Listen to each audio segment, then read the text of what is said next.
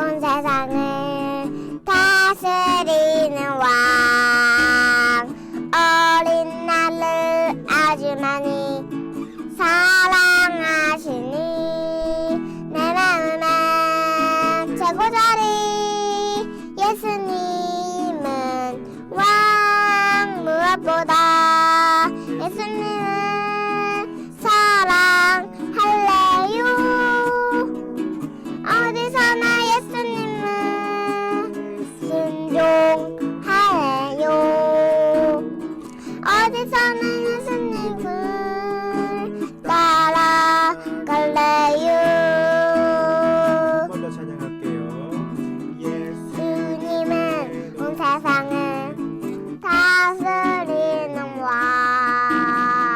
어린 나를 아주 많이 사랑하시니 내 마음의 최고자리 예수님은 왕 무엇보다 예수님을 사랑할래요. 어디서나 어디서나 예수님께 순종할래요.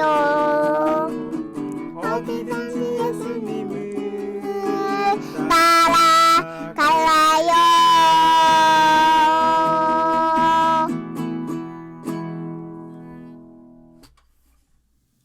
김지하 시인의 타는 목마름으로라고 하는 시가 있습니다. 민주주의를 갈망하던 그 마음을 표현한 시인데 제가 한번 읽어드리겠습니다. 신새벽 뒷골목에 내 이름을 쓴다 민주주의여.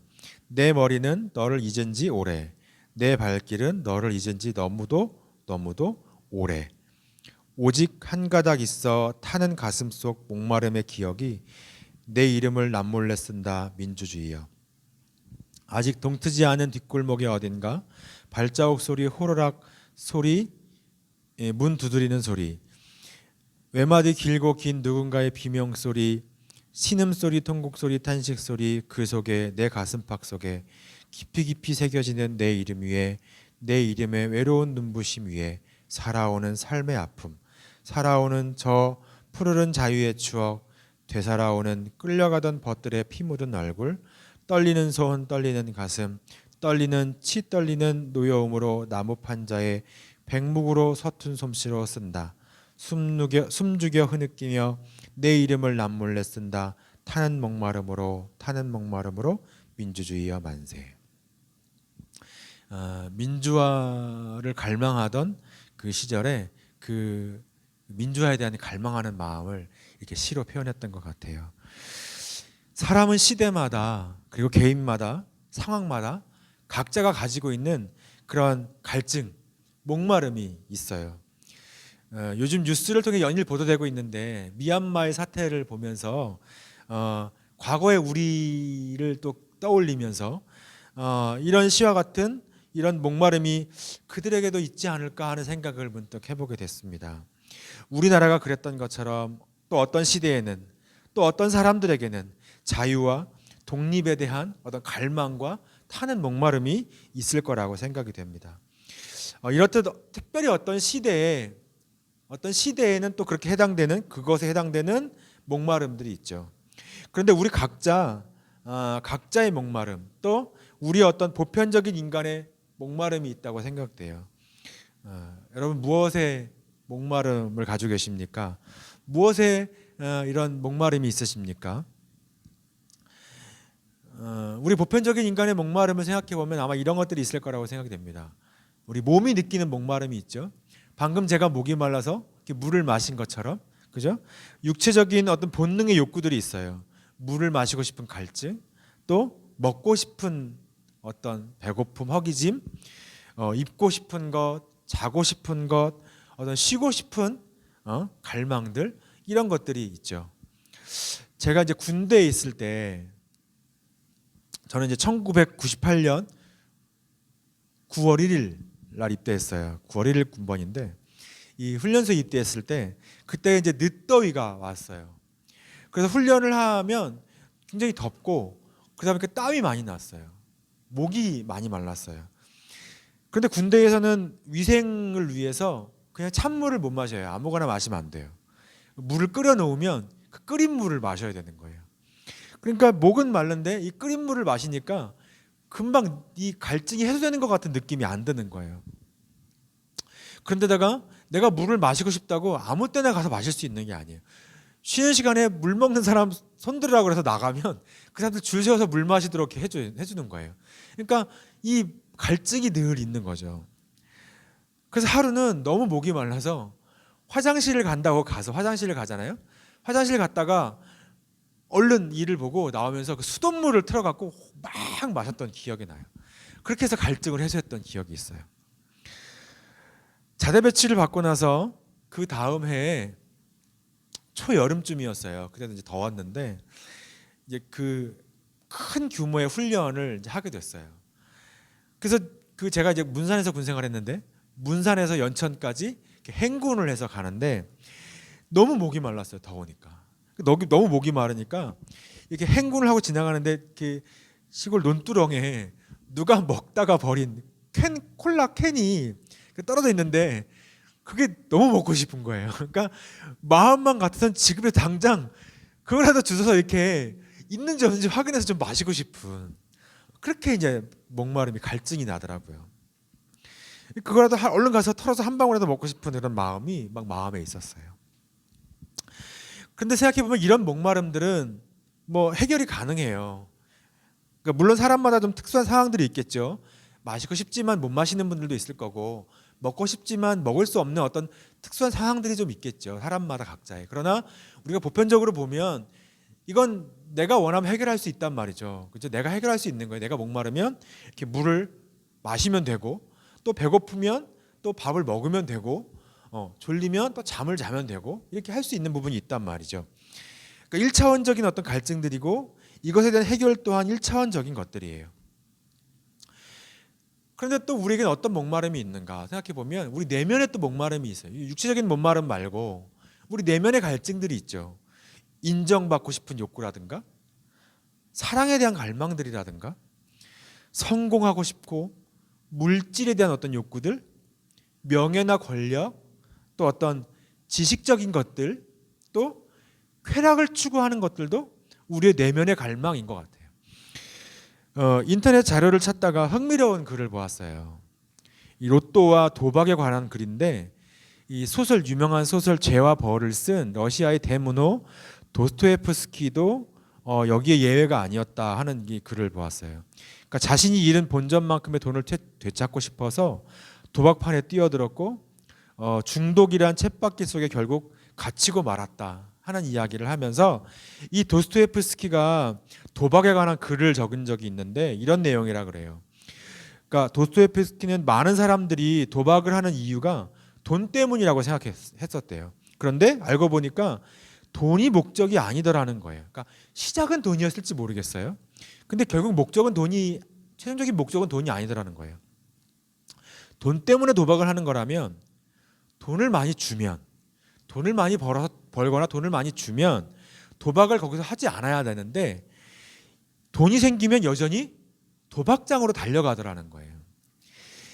가끔 뉴스를 보면 우리가 그런 거 접하죠. 도박장을 이렇게 도박하는 사람들이 걸려서 뉴스에 보도가 될 때 그 도박했던 사람들에 대한 이렇게 거기에 누가 있었나 뭐 이런 내용들을 보도하는 거 보면 우리 좀 의아하게 하는 것들이 있어요. 그게 뭐냐면 도박을 할 일이 없을 것 같은 부유층들이 그 안에서 나타난다는 거예요. 뭐 의사나 뭐 교수나 뭐 또 어떤 대기업의 뭐 큰 회사의 중역들이라든가 뭐 이런 사람들이 우리가 생각할 땐 이 사람들이 도박을 하지 않을 것 같은 부유층인데 그런 데서 발견이 되기도 하고, 또 그들의 아내들, 그렇죠? 부인들, 그냥 돈이 넉넉하고 많아서 그런 거에 가지 않을 것 같은 사람들이 거기서 발견되는 경우들이 종종 있어요. 보도되기도 해요. 돈이 궁한 사람이 아닌데 왜 이 사람들은 숨어서 가슴을 졸이며 도박을 할까? 이해가 되지 않을 때가 있어요. 그렇죠? 근데 이런 인간의 모습을 보면서 도스토옙스키가 내린 결론이 있대요. 뭐냐면 돈은 돈 때문이 아니라 목마름 때문이라는 거예요. 사람 마음 안에 있는 채워지지 않고 만족하지 못하는 깊은 목마름 때문에 이리 비틀 저리 비틀 되는데 도박은 그 비틀거림의 하나의 형태라고 하는 것이죠. 성공이나 명예나 권력이나 부도 마찬가지일 거예요. 우리는 모두 정상을 향한 그 목마름을 가지고 있어요. 높이 올라가려고 온 힘을 다해서 올라가죠.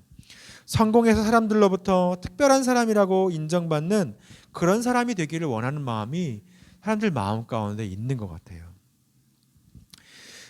팀 켈러 목사님이 자신의 책에 가수 마돈나와 인터뷰했던 그 인터뷰 기사의 내용을 이렇게 기록해 놓으신 것이 있어요. 마돈나가 그 보그라고 하는 잡지에서 인터뷰를 했는데 이런 이야기를 했다는 거예요. 제 삶의 동력은 평범에 대한 두려움으로부터 와요. 이 두려움이 항상 저를 몰아가기 때문이죠. 주문을 걸듯이 이 두려움으로 제 자신을 들볶으면 이내 특별한 인간으로 드러나곤 해요. 하지만 금방 다른 무엇을 하지 않으면 다시 평범하고 시시한 사람으로 느껴지죠. 이미 유명인이 되었지만 여전히 제가 특별한 사람이라는 것을 증명하고 확인해야 해요. 그래야 직성이 풀려요. 이런 제 몸부림은 지금도 계속되고 있어요. 아니, 끝이 없을 거예요. 이런 인터뷰를 했다는 거예요. 그러면서 팀 켈러 목사님이 여기서 이렇게 설명을 하셨어요. 제가 읽어드릴게요. 마돈나는 적어도 우리 대부분이 자기 자신에 대해 아는 것보다 스스로를 훨씬 잘 알고 있습니다. 매번 무언가를 이룰 때마다 그녀는 이런 생각을 되뇌었을 것입니다. 이제 나는 특별한 사람으로 드러났다. 하지만 계속 몸부림치지 않으면 내일이면 나는 더 이상 특별한 사람, 그런 사람일 수 없을 것이다. 그런 나를 절대 용납할 수 없다. 도저히 내 자존심이 허락하지 않는다. 절대적으로 내가 특별한 사람인 것을 확인할 길이 없다. 사람들이 나를 두고 하는 말과 뉴스와 잡지들이 나에 대해 쏟아놓는 기사들을 통해 이런 만족을 얻어온 것이 사실이다. 하지만 내일이면 또 다른 곳을 향해서 가야 한다. 나를 확인할 수 있는 곳을 찾아야 한다. 내 자아는 블랙홀과 같아서 좀처럼 만족을 모르기 때문이다. 아무리 많은 칭송과 온갖 성취들을 쏟아 부어도 자아라고 하는 내 곳간은 여전히 텅 비어 있다. 매일 아침 온갖 것들을 채워 넣어 보지만 다음 날 밤이면 횡하니 비어 있다. 나는 지금 특별한 무언가가 되었지만 여전히 무언가가 되어야 한다. 이런 생각을 한다고 그래서 마돈나가 어떤 노이로제를 가지고 있다 이렇게 생각할 필요는 없다는 거예요. 다만 그가 우리 대부분의 사람들보다 자기 자신에 대해서 특별히 잘 더 알고 있다. 그러니까 다시 말하면 우리들 안에 있는 이런 마음들, 이게 우리 인간이 가진 자아의 처한 상태이고 또 복음을 만나면 직면하게 되는 우리의 죄성이라고 하는 것을 설명해 주고 있어요. 이러한 우리 내면의 갈망들, 이 모든 것들로 우리는 우리 자신을 확인하려고 하죠. 소유가치, 즉 자신의 자리와 또 자신의 몫으로 자신을 확인하려고 하기 때문에 더욱 그렇게 욕심을 내는 것 같고 또 심지어는 더 나아가선 해서는 안 되는, 넘지 말아야 할 선들을 넘어서고 있는 것들을 발견하게 됩니다. 그런데 이런 인간의 욕심, 이 목마름은 밑 빠진 독에 물을 붓는 것과 같아서 아무리 부어도 채워지지 않는다는 거예요. 이것은 우리가 아무리 노력하고 채워도 채워지지 않아요. 다 채워진 것 같지만 어느새 또 채워지지 않는 빈자리가 느껴져요. 왜냐하면 이것에 대한 근원적인 해결책이 우리에게 없기 때문입니다. 그래서 우리에겐 또 하나의 목마름이 중요해요. 우리에게 또 하나의 목마름이 있죠. 그게 뭐냐면 영적인 목마름이에요. 하나님을 향한 갈망이에요. 하나님을 만나고 싶고 하나님을 알고 싶은 거예요. 성경은 하나님께서 우리에게 영원을 사모하는 마음을 주셨다고 말씀합니다. 전도서 3장 11절입니다. 제가 읽겠습니다. 하나님이 모든 것을 지으시되 때를 따라 아름답게 하셨고 또 사람에게 영원을 사모하는 마음을 주셨느니라. 사람이 어떻게 영원을 사모하는 마음을 갖게 됐죠? 하나님은 우리에게 영원을 사모하는 마음을 주셨는데 사람이 어떻게 이 영원을 사모하는 마음을 갖게 됐냐는 거예요. 창세기 보니까 하나님께서 인간을 지으실 때 하나님의 형상대로 지으셨다고 말씀하고 있어요. 하나님의 형상대로 지으셨대요. 우리의 형상대로. 하나님께서 우리의 형상대로 인간을 창조하시고 그랬거든요. 우리의 형상대로 지으셨다고 말씀하는 것. 여기에 이 우리 형상대로라고 하는 말은 첫 번째로 하나님께서 심사숙고하여 인간을 지으셨다는 거예요.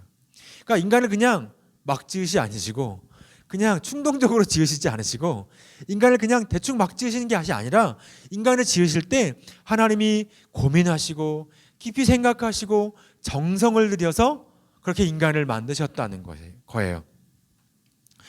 또 인간을 하나님의 형상대로 지으셨다는 것은 인간이 하나님의 대리인이 되었다는 거예요. 하나님의 형상을 따라 지음받았다는 건 인간이 하나님의 대리인이라는 거죠. 그래서 하나님의 청지기로서 이 땅에서 사명을 감당하도록 생육하고 번성하고 다스려라. 하나님이 맡겨주신 자리를 하나님의 형상을 가지고 너희가 다스려라 하는 것으로 그렇게 지으셨다는 것이죠. 그래서 맡겨주신 거예요. 또 인간을 하나님의 형상대로 지으셨다고 하는 것은 어떤 의미가 있냐면 인간이 하나님과 교제하는 존재가 되었다는 거예요. 하나님과 통하는 존재가 되었다는 거예요. 하나님과의 교제를 통해서 만족하고 충만하게 되었다라고 하는 것이죠. 그렇게 하나님의 형상대로 지음받은 우리는 하나님과 통하는 존재로 살아간다는 거예요. 그래서 창세기 2장에 보면 하나님께서 인간을 만드실 때 어떻게 만들었다고 기록하고 있냐면 그 코에 생기를 불어넣으시니 생명이 된지라. 하나님이 인간을 하나님의 형상대로 만드셔서 하나님과 교제하고 하나님으로 만족하고 하나님으로 충만한 존재가 되었는데 그렇게 하나님이 인간을 만드실 때 하나님이 그 코에 생기를 불어넣으셔서 인간이 생명이 되었다는 것이죠. 여기서 생기는 생명의 호흡입니다. 이 호흡은 히브리어 루아흐라고 하는 건데 호흡, 바람. 근데 이것이 성령으로 해석할 때 성령으로 번역하는 단어와 같은 단어라는 거예요. 다시 말하면 하나님께서 그 코에 생기를 불어넣으시니 생명의 호흡을 불어넣으시니 성령을 우리 가운데 불어넣으시니 인간이 생명이 되었다. 살아있는 사람이 되었다라고 하는 거예요. 하나님 앞에 진정 살아있는 인간은 우리 안에 성령으로 충만한 성령과 함께 살아있는 사람이 진정 살아있는 사람이라 하는 것을 우리는 깨닫게 됩니다. 그런데 인간이 죄를 지어서 하나님과의 관계가 깨져버렸죠. 그래서 이 생명, 성령을 잃어버렸어요. 근데 오늘 본문에 보니까 예수님이 초막절 설교라고 일컬어지는 설교를 하고 계세요. 이 초막절은 이스라엘의 민족이 출애굽 과정에서 겪었던 그 역사를 회고하면서 구원의 하나님을 생각하고 감사하는 절기예요. 가정마다 초막을 짓고 7일에서 8일 동안 옛 조상들이 겪었던 삶을 회고하면서 하나님의 은혜에 감사하는 그러한 절기입니다. 특히나 하나님의 도우심 없이는 살 수 없었던 광야 생활을 돌아보면서 물이 바로 우리의 생명, 물이 없다는 것은 우리에게 죽음이다 라고 하는 것을 기억하고 감사하는 절기여서 이 초막절기 물이라고 하는 것이 더 큰 의미인 것이죠. 그래서 학자들은 이렇게 설명을 해요. 초막절 축하 의식 가운데 제사장이 제단 주위에 물과 포도주를 붓는 순서가 있었다고 해요. 그 장막절에 이 초막절에 늘 기원했던 내용 중에는 비를 바라는 기도와 죽은 사람들의 부활을 비는 기도가 있었다고 합니다. 그런데 이러한 초막절에 물이라고 하는 특별한 의미와 감사를 두고 기도하고 그런 의식을 행했던 이 초막절에 이 명절 끝날에 이러한 의식과 행사 앞에서 예수님이 지금 말씀하고 계시는 거예요. 37절, 38절이에요. 제가 읽겠습니다. 명절 끝날 곧 큰 날에 예수께서 서서 외쳐 이르시되 누구든지 목마르거든 내게로 와서 마시라. 나를 믿는 자는 성경의 이름과 같이 그 배에서 생수의 강이 흘러나오리라 하시니. 네, 이 물이라고 하는 사막의 광야를 인도하신 하나님을 기억하면서 물이라고 하는 특별한 의미가 담겨있는 이 절기에 지금 예수님이 말씀하시는 거예요. 누구든지 목마르거든 내게로 와서 마시라. 나를 믿는 자는 성경의 이름과 같이 그 배에서 생수의 강이 흘러나오리라. 목마름을 해결할 수 있는 목마름을 해결할 수 있는 근원적인 물이 바로 예수님이시라고 말씀하시는 것입니다. 그 목마름을 근원적으로 해결해 줄 수 있는 분이 다른 것이 아니라 우리 주 예수 그리스도라고 선포하시는 것입니다. 이 광야 같은 인생에서 우리 안의 목마름을 해결해 줄 수 있는 분 오직 예수 그리스도라고 말씀하고 있는 것이죠. 그리고 요한은 지금 이 요한복음을 기록하면서 이 말씀은 우리 가운데 어떻게 말씀하고 있냐면 이 생수를 또 다른 보혜사 성령이라고 말씀하고 있습니다. 예수님을 주인으로 믿고 섬길 때, 주님을 따를 때 우리 안에 역사하시는 그 성령, 이것이 생수의 강, 이 생수라는 거예요. 39절입니다. 제가 읽겠습니다. 이는 그를 믿는 자들이 받을 성령을 가리켜 말씀하신 것이라. 예수께서 아직 영광을 받지 않으셨으므로 성령이 아직 그들에게 계시지 아니하시더라. 여기 괄호 부분에 보니까 성령이 아직이라고 하는 단어가 나오죠. 성령이 아직 그들에게 계시지 아니하셨대요. 성령은 구약에도 존재하시죠. 성령이 아직 계시지 않았다. 예수님 계신 당시에 성령이 계시지 않았다는 게 아니에요. 성령은 구약에도 계셨죠. 성령은 구약에도 계셨고 일하셨어요. 그러나 또 다른 보혜사로, 그러니까 예수님의 또 다른 현현으로 우리 가운데 임재하시고 활동하신 것으로 본격적으로 드러나서 주체적으로 주관적으로 역사하신 그 성령의 역사, 그것이 예수님의 죽으심과 부활 이후에 사도행전 시대부터 나타난 성령의 역사인 것을 지금 설명하면서 요한이 이 복음을 기록한 요한복음을 기록한 이 시간적인 배경에서는 아직 그들에게 성령이 계시지 않았다 이렇게 설명하고 있는 거죠. 그러니까 성령은 그때도 계셨어요. 그러나 예수를 믿는 자는 그 배에서 생수의 강이 성령이 역사하시고 흘러넘쳐난다 설명하고 있는 것이죠. 그러니까 오늘 본문이 우리에게 말씀하고 있는 것처럼 영원을 사모하는 마음은, 하나님이 우리에게 주신 영원을 그 사모하는 마음은 오직 성령으로만 해결되는, 성령으로만 충만하게 역사하실 때 해결되어지는 그 마음이라고 하는 거예요. 인간을 살리는 것은 복음이신 예수 그리스도, 오직 예수 그리스도로만, 주님을 주인으로 모실 때 우리 가운데 역사하시는 그 성령의 역사로만 해결될 수 있다는 것이죠. 예수님이 말씀하신 생수의 강은 단지 물이라고 하는 주제뿐만이 아니라 새로운 생명이라고 하는 거예요. 사람들 마음속에 그 깊은 곳에 있던, 우리의 마음 깊은 곳에 있던 그러한 주제인 거예요. 새로운 생명, 우리 마음껏 영원히 목마르지 않는 그 은혜, 그 생명, 이 주제를 지금 주님이 건드리며 말씀하시는 것이죠. 그래서 주님은 나를 믿는 자는, 예수 그리스도를 믿는 자는, 나를 영접하는 자는, 나를 주인으로 모셔드리는 자는 생수의 강이, 그 생명의 성령이 그 배에서 흘러나리라, 내가 살게 되리라 말씀하시는 것입니다. 여기 보니까 성경의 이름과 같이라고 주님이 말씀하세요. 성경의 이름과 같이. 많은 학자들이 이 성경의 이름과 같이라고 하는 이 성경이 어디를 말씀하고 있는가, 보통 에스겔 47장을 생각한 말씀이라고 봅니다. 에스겔 47장 1절부터 5절입니다. 제가 읽겠습니다.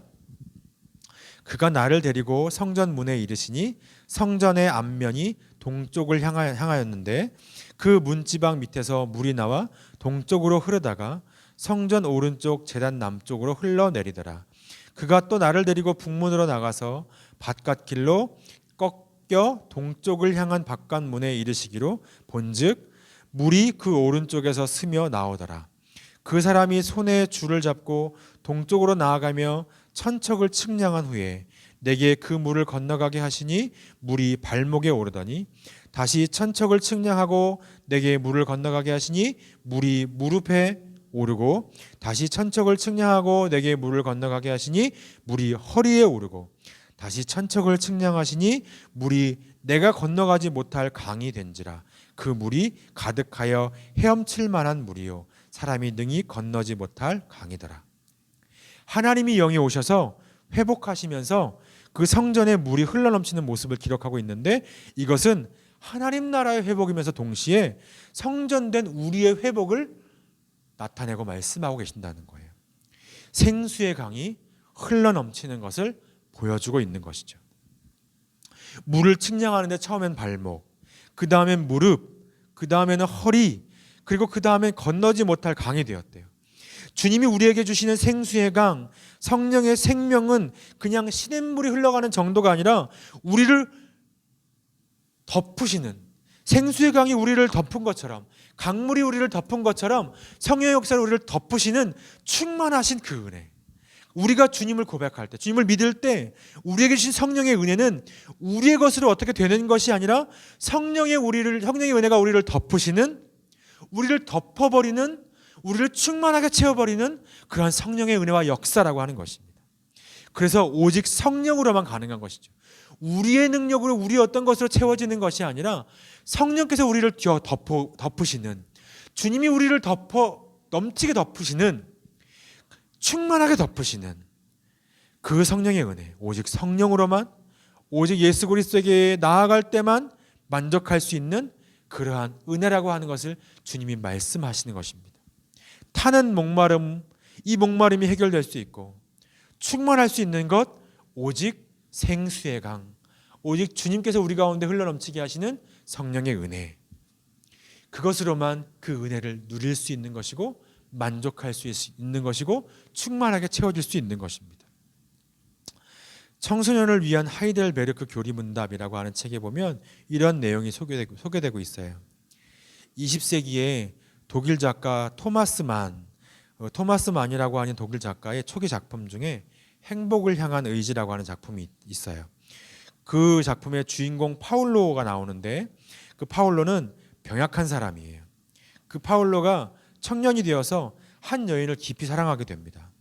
그 여인의 부모는 처음에 파울로가 약하기 때문에, 병들고 약하기 때문에 그 이후로 결혼을 반대하지만 몇 년이 지나도 그 딸의 마음이 변하지 않고 그 마음을 바꿀 수 없게 되자 어쩔 수 없이 결혼을 허락하게 됩니다. 이 소식을 들은 파울로가 그날 밤에 죽고 말아요. 작가 토마스만은 이런 내용으로 이 작품을 마무리합니다. 그는 결혼식을 올린 다음 날 죽고 말았다. 아니, 결혼식 날 밤 사이에 일이 벌어지고 말았다. 어쩌면 그것은 당연했는지 모른다. 그는 행복을 향한 의지를 품고 오랫동안 죽음과 맞서왔기 때문이다. 따라서 그 행복에 대한 의지가 채워졌을 때 그는 죽지 않으면 안 되었던 것이다. 그는 투쟁도 반항도 없이 죽지 않으면 안 되었다. 그는 그 이상 살아갈 이유를 갖고 있지 않았던 것이다. 어쩌면 우리도 파울로와 같이 행복의 조건이 충족되기를 기다리며 살아가는지 모른다고 지금 이 책에 설명하고 있습니다. 이렇게 우리도 그런 파울로와 같이 행복의 조건을 따라가지만, 근데 그 행복의 조건의 끝에 다다르면 그 마음의 공허함과 이제 더 이상 살아가야 될 이유를 발견하지 못하는 거예요. 그 조건이 충족되는 순간 삶의 이유가 사라져 버리는 것입니다. 그러나 반대로 그 조건이 충족되지 않으면 그럼 어떨까요? 그 행복의 이유를, 그 조건을 충족하지 못했다는 그 좌절감, 그 공허함, 그것으로 또 사로잡혀 버리는 것이죠. 낭망으로, 절망으로 사로잡혀 버리는 것이죠. 낙심으로 사로잡혀 버리는 것입니다. 우리 주님이 우리에게 제시하신 행복의 조건은 이 파울로가 쫓았던 것과는 다를 거예요. 그런데 아까도 앞에 설명했던 것처럼 우리 인간의 내면의 갈망은 그것을 계속해서 쫓고 따라가는 것이죠. 그러나 주님은 우리에게 다른 것을 말씀하고 계십니다. 우리는 우리 주님 안에 있을 때 그 주님이 말씀하시는 우리 존재의 목적을 발견하게 되고 영원한 만족과 행복을 누리게 될 거예요. 그 근원적인 목마름이 해결됐기 때문이죠. 그래서 하이델베르그 교리문답이 이렇게 설명하고 있습니다. 주보에 하이델베르그 교리문답을 제가 기록해 놓았습니다. 한번 보시죠. 그러니까 질문입니다. 삶과 죽음 사이에서 당신의 유일한 위로, 유일한 행복이 무엇입니까? 나의 삶과 죽음에서, 대답이에요. 나의 삶과 죽음에서 나의 몸과 영혼은 나의 것이 아니라 그리스도 예수의 것입니다. 예수님이 그의 피로 나의 모든 죄값을 완전히 지불하셔서 죽음과 마귀의 권세에서 해방해 주셨고 하나님의 소유로 삼아 주셨습니다. 영원한 생명을 성령으로 확신시켜 주셔서 이후로는 그분을 위해 살도록 하시는 것입니다. 두 번째 질문. 당신이 이런 위로의 기쁨 속에 살고 죽기 위해 반드시 알아야 하는 것은 무엇입니까? 그것은 다음 세 가지입니다. 첫째, 나의 죄가 얼마나 비참한지. 둘째, 내가 어떻게 그 비참한 상황에서 구원을 받는지. 셋째, 구원을 베푸신 하나님께 어떻게 감사하며 살아야 하는지를 알아야 합니다. 이것이 우리가 주님 앞에서 우리가 가져야 할 마음, 그리고 주님 앞에서 그 마음을 가질 때 우리의 마음, 이 세상에서는 줄 수 없는 우리 안에 있는 내면의 그 목마름과 갈망, 누구든지 목마르거든 할 때 느끼는 그러한 마음 속에 그 마음으로부터 이제 우리가 진정 자유하게 되고 진정 충만하게 되고 목마르지 않고 그 목마름을 해결받는 그 생수의 강이신 예수님으로 말미암아 기쁘고 감사함으로 우리의 삶을 살아갈 수 있게 된다는 것입니다. 다시 한번 머리 마지막으로 말씀을 통해서 우리를 그 생수의 강의 은혜로 초청하시는 그 주님의 마음과 은혜를 함께 한번 확인해 보도록 하겠습니다. 말씀입니다. 이사야 55장 1절부터 3절까지 우리 이사야 55장 1절부터 3절까지 함께 읽겠습니다. 시작. 오호라 너희 모든 목마른 자들아 물러나오라. 돈 없는 자도 오라. 너희는 와서 사 먹되 돈 없이 값 없이 와서 포도주와 젖을 사라. 너희가 어찌하여 양식이 아닌 것을 위하여 을을 달아주며 배부르게 하지 못할 것을 위하여 수고하느냐. 내게 듣고 들을지어다. 그리하면 너희가 좋은 것을 먹을 것이며 너희 자신들이 기름진 것으로 즐거움을 얻으리라. 너희는 귀를 기울이고 내게로 나와 들으라. 그리하면 너희의 영혼이 살리라. 내가 너희를 위하여 영원한 언약을 맺으리니 곧 다윗에게 허락한 확실한 은혜이니라. 이사야 58장 11절입니다. 함께 읽겠습니다. 여호와가 너를 항상 인도하여 메마른 곳에서도 내 영혼을 만족하게 하며 내 뼈를 견고하게 하리니 너는 물된 동산 같겠고 물이 끊어지지 아니하는 샘 같을 것이라. 아멘. 생수의 강이신 우리 예수님과 하나 되고 성령의 은혜로 우리의 근원적인 목마름이 해결되고 그래서 감사와 기쁨과 은혜가 충만한 우리의 삶, 이 한 주간의 삶, 우리의 매일매일의 삶의 자리가 되기를 간절히 소망합니다. 이제는 우리 주 예수 그리스도의 은혜와 아버지 하나님의 크신 사랑하심과 성령님의 교통감화 역사하심이 이제 주님으로 말미암아 우리의 목마름이 해결되고 주님으로 말미암아 진정 자유하며 만족하고 기뻐하며 감사하는 삶으로 나아가기를 다시 한번 결단하고 소망하며 삶으로 돌아가는 우리 더불어 삶교회 성도들의 가정과 일터와 그 모든 거하는 삶의 자리 위에 이제로부터 영원토록 함께 하시기를 간절히 축원하옵나이다. 아멘.